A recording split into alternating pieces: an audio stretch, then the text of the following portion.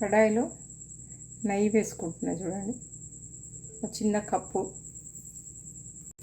ఇది బియ్యం రవ్వ అండి, ఇది ఒక కప్పు. బాగా వేయించుకోవాలి.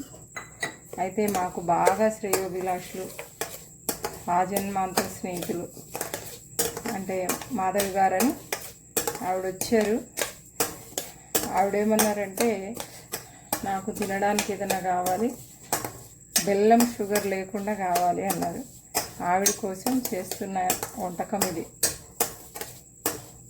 ఇదే విధంగా అవసరం ఉన్న డ్రై ఫ్రూట్స్ అన్నీ వేసుకోవచ్చండి. ఇలాచీ పౌడర్ కూడా వేసుకుంటున్నాను కొంచెం. ఇది బియ్యం రవ్వ అండి, ఒకరోజు ముందు నానబెట్టుకుంటాం బియ్యము. అది మళ్ళీ నెక్స్ట్ రోజు మరునాడు జల్లెట్లో వేసి ఎండలో ఒక మధ్యగా ఆరిన తర్వాత అవి మిక్సీ పట్టుకొని పెట్టుకున్న పొడి అన్నమాట. అది బియ్యం రవ్వ. గ్లాస్తో ఇప్పుడు 4 గ్లాసులు నీళ్లు పోస్తున్నాను. అంటే ఇదే కప్పుతో ఏదైతే కొలత తీసుకుంటామో దాంతో 4 గ్లాసులు నీళ్లు పోసే కదండి. కాసేపు మూత పెట్టేసుకుంటున్నా. ఇదిగోండి, ఈ విధంగా ఉడికింది కదా. ఇప్పుడు స్టవ్ ఆఫ్ చేస్తున్నా. ఈ యొక్క పౌడర్ ఉంది కదా, రాగి పిండి, ఈ రాగి పిండి మొత్తం వేస్తున్నా. వేసి ఇప్పుడు ఇది కలపాలండి, బాగా ఉండలు లేకుండా కలపాలి.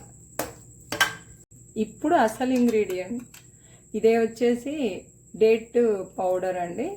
ఇది అన్నమాట మెయిన్. ఇది వేసి కలుపుతున్నాను. ఆవిడ అడిగిన దానికి నేను ఈ విధంగా చేసి పెడుతున్నాను అన్నమాట.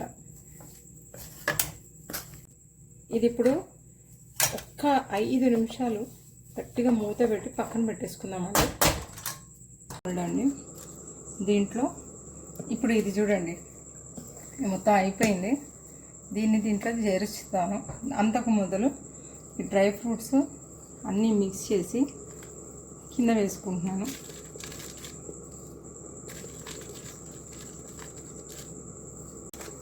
ఇలా వేసి ఒత్తేసుకుంటున్నాను.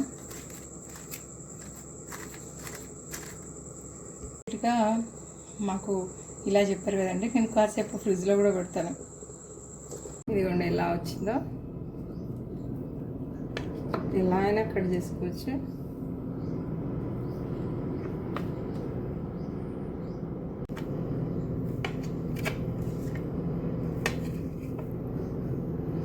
ఇదిగోండి